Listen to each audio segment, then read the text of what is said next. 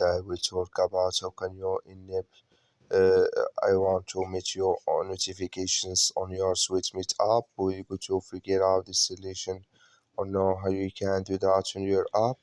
So you just follow these ways, then it's going to work with you. So all you have to do, you just go here above this sign, click on it. So then it's going to show for you a list like this here. Then all you have to do now, you just click here on settings here, just click on it. You come to this list, it's going to show for you like this here. So then you click here on application settings, just click on it here. So then it's going to take you to this list, click here on push notifications, just click on it.